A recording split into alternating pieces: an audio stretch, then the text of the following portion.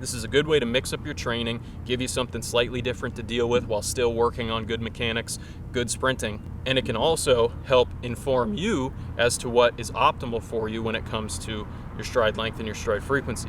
What's up, everybody? Cody Bidlow with sprintingworkouts.com and ATHLETE.X coming at you with another video.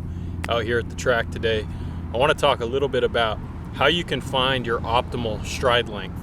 Now, when it comes to stride length, if you are overstriding, you might be putting yourself at risk of injury. You might be braking too much each step, which is slowing you down. If you are understriding, you might be overcooking your frequency maybe too early in acceleration, and so you don't have enough, range of motion available to you because you're cutting it off short and striking too quickly. And then that can also limit your ability to hit top speed and, finish the race strong. So that brings up the question of, how do you find your optimal stride length? Now, whether or not this is the perfect way to do it, anybody could be a critic, but this is a practical thing that I think you can apply in your training to learn a little bit more about yourself, to maybe figure out, a rhythm and a stride pattern that is good for you and optimal for you. So how do we do that? Well, the first thing you do is you figure out what is your trochanter length or your leg length. Now you measure that from on the side of your thigh, about 2/3 of the way up your thigh, there's a bumpy spot that's called your greater trochanter. So you get a tape measure, you stand with no shoes on, and you put the tape measure, all the way to the ground, and you measure up to that bump on the side of your thigh. That's your trochanter length. Once you have your trochanter length, which for me is 90 centimeters, then if you're a female, you can go 2.3 to 2.5 times your trochanter length, and if you're a male, you can go 2.5 to 2.7 times your trochanter length. Now, if you are maybe not very experienced in sprinting, you're new to sprinting, maybe you go to that 2.3 to 2.5 range and you start there and see if that's good for you. Or if you're more advanced but you're a female, then maybe you should be in the 2.5 to 2.7, 2.4 to 2.6, something like that. So once you have your trochanter length measured, then what we can do is use wickets or cones and set them up at that distance. So for me, I set up 2 lanes of cones today so I could figure out, from the 2.5 to the 2.7, which one of those felt better to me and which one would be more likely to be close to what my optimal stride length is. So basically I would say, you could go as close as 20, but you're probably better off going about 25 or 30 meters away from where you're going to start. So you have a 20 to 30 meter lead-in zone, and then you start the cones. And for me, if I'm going 90 centimeters and I'm doing 2.5 times that would be 225 centimeters or 2.25 meters. So at the 20, 25, 30 meter mark, you start the cones, and you would go, if you had the same leg length as me for the 2.5 zone, you would go 225, 225, 225, and you would space all the cones out 225 centimeters apart from each other. Now, your stride length might change as you run, so this is not 100% perfect, but I think this is a good way to see what is a good range for you in your stride length. In the other lane, I did 2.7 times, which I think is 243 centimeters. So each of these cones on the lane that's closest to me right now, those are each 243 centimeters apart. Now, depending on what shape you're in on any given day, that's going to affect your stride length. So for me, I'm a little tired and beat up today because I ran a 200 in a meet on Saturday. Then I did a pretty intense lift and plyo session. So that fried me. The next day I did some easy hundreds on the grass, 20 seconds each, really slow. The day after that was yesterday. I came out, I did 4 sled pulls at around 65, 70 pounds. I did 4 sled pulls, and then I did 4 sets of skips for height over 40 yards on the grass. So today I'm not feeling great. And because of that, the 2.5 was about as far as I could go. When I tried the 2.7, it was way too long. I had to reach, and that was not good.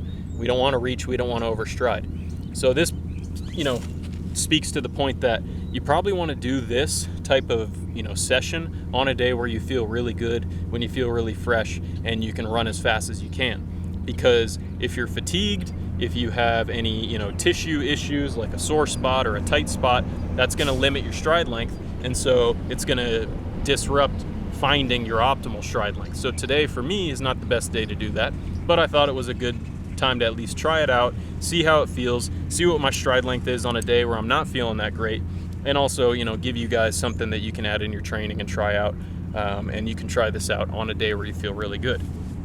So just to recap, we find our trochanter length by measuring from the spot on our leg, which for me is right here. The top of my hip is here, but the trochanter is right here. So I would measure from the ground with a tape measure from there to here. Now normally you would do this without spikes on or shoes on, but imagine that I'm barefoot. So I'd place the tape measure on the ground, I would bring it up, and then I would feel for where is that spot on my hip, or not on my hip, but on the side of my thigh. That spot is right here. So then I would look and see, okay, that's, with shoes on, it's 92 centimeters, but you want to measure without shoes. Without shoes, it's 90 centimeters for me. Then once you have that length, you can either use the tape measure or use a measuring wheel to figure out, okay, what's 2.5 times that? So 2.5 times 90 is going to be 225 centimeters. So now I have 225 centimeters, and I can then place the tape measure on the ground and measure out, okay, put a cone here, and then I put a cone at the end of the tape measure. Then I'd bring it down to that next cone, measure from there, and measure 225 centimeters each zone. And that would give me my 2.5 times my trochanter length to give me the bottom range of my optimal stride length. And remember, optimal stride length is going to be on a day where you feel good. So if you do want to try this on a day where maybe, you're not feeling that hot, maybe you drop down to 2.35, 2.4, 2.45, something like that. But I would just advise that you wait until a good day where you feel really good, motivated, body feels good, and you feel like you can run as fast as possible. That's the day where you want to try this. Once you have them set up, I would suggest running through each one during your warm-ups just to get an idea of how it's going to feel. It doesn't have to be all out, but it can give you an approximation of which lane or which set of cones is going to be better for you. And then you can, throw your spikes on, get a good acceleration in, and test it out at full speed. Over time, you might find that your stride length changes. It may get longer as a result of getting stronger, as a result of doing sprint training, improving your technique, things like that. It shouldn't get shorter over time unless when you measured it and you were doing it, you were overstriding. You notice that, and then you realize, okay, really, that's not my optimal stride length. I need to bring it down a little bit. Now, as you're watching your film, what are some things that you can keep an eye out for that will help tell you, is this optimal or not? Well, for one, if you feel like you're reaching, or you look at the film and you're contacting way out in front of the body, then that's a sign that it's probably too long and you need to reduce it.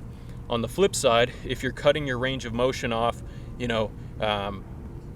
sort of picking your foot up off the ground too soon, swinging the leg low because you're cutting off your range of motion because it's too short of a distance and you need to get that foot through sooner than is optimal, then that's a sign that it's too short, and maybe you bump it up from 2.5 to 2.55 or 2.6. Once you can, on a good day when you're feeling good, sprint through the zone with optimal mechanics without any kind of disruption like reaching, cutting off your stride length short, anything like that, then you've found your optimal stride length for that moment in time. And then as you go out and you do wickets, or you run over the cones, you can then know, okay, that's when I'm doing wickets in a maximal velocity zone, say from 30 to 50 or 30 to 60, then I know I need to set them up at this distance so then I can be working my optimal stride length. And then from there, you can try to improve your stride frequency without sacrificing your stride length. Now, what's another thing that you can do with this? Well, you can take your optimal stride length and then cut it down on a day where you want to emphasize stride frequency. Maybe your optimal stride length is at 2.5 times your leg length, but you find that, your stride frequency maybe needs to get worked on a little bit. So what can you do then? Maybe you drop it down to 2.45, 2.48, 2.4, and you run through them. So it's forcing you to move quicker and get your foot down sooner. And that can give you an opportunity to work on your stride length. Your stride frequency. Another thing you could do to progress from there is set up one that is slightly below your optimal and then one that is at your optimal. You can run through the one that is slightly below your optimal stride length to tune your brain to a higher stride frequency. Then you go through the lane which has your optimal stride length and you try to maintain that same high stride frequency while going through at your optimal stride length. These are not guaranteed ways to, run faster or improve your stride frequency, but they are ways that you can change up your training, give your brain and your body a novel stimulus, give it an environmental constraint that will force you to put your foot down when you need to put your foot down, force you to put enough force into the ground so you can maintain your stride length. And you can do that in a situation where you're still sprinting. It's still completely specific to our ultimate goal of running fast, but it's a good way to change up the training session so that you're not just doing the same old thing and you don't just feel stale because you keep running on a track with no cones and nothing in the lane and your brain's just getting tired of doing that. This is a good way to mix up your training, give you something slightly different to deal with while still working on good mechanics, good sprinting. And it can also help inform you as to what is optimal for you when it comes to your stride length and your stride frequency. Last but not least, if you have timing cones like the Freelap, you can put, say, like how I have the cones set up right here. I don't know if you can tell, but I have the cones on the line. So right here is a lane line, okay? And right there is a lane line. So I'm running on the lane line, I'm not running in the lane, and that allows me to ensure that I'm running in a straight line. I set up the cones in a straight line. But between those two zones, you can put a Freelap cone. So I have 3 Freelap cones set up to create a 20-meter fly zone. So as I run through, say, the 2.5 times leg length lane or line of cones, I can get a time there. And then I can come over to the 2.7 and get a time there. And if you're trying to modify your stride frequency and sort of maintain your stride length, or at least keep it close to an optimal stride length, you can then measure your times through each zone, and that can also help you figure out what's optimal. If you run through the 2.5 zone and it looks good and the time is faster compared to when you run through a 2.7 or a 2.3 zone, then the 2.5 zone is your best. If it looks good and the time is faster, then that's much better for you, at least on that given day. So if you have timing cones, you can, take this workout to the next level and be able to gauge, okay, what's my stride length? What should my stride frequency be, which you can calculate through high-speed video while watching this.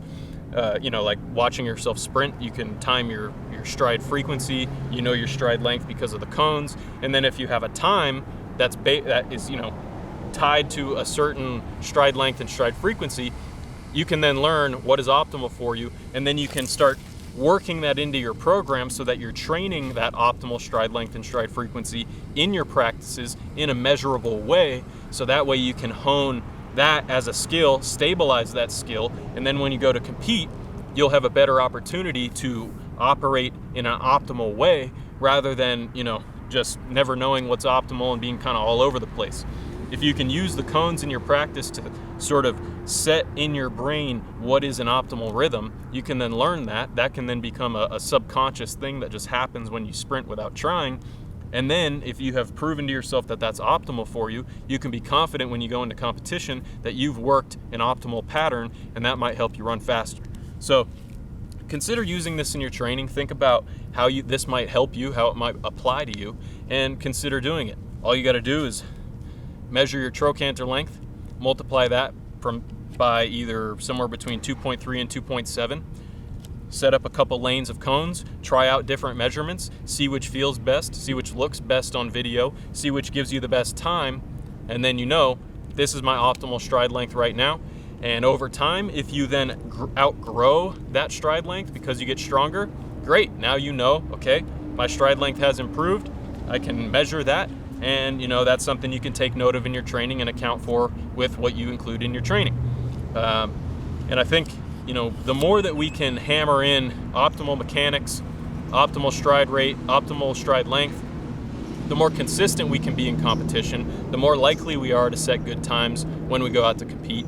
And we can also prevent ourselves from getting injured, because if we're operating in an optimal stride length and we're not overreaching or we're not overcooking our frequency, cutting things off too short, then we're going to be less likely to get injured because we're running in a smooth manner rather than trying to force something that we're not built for.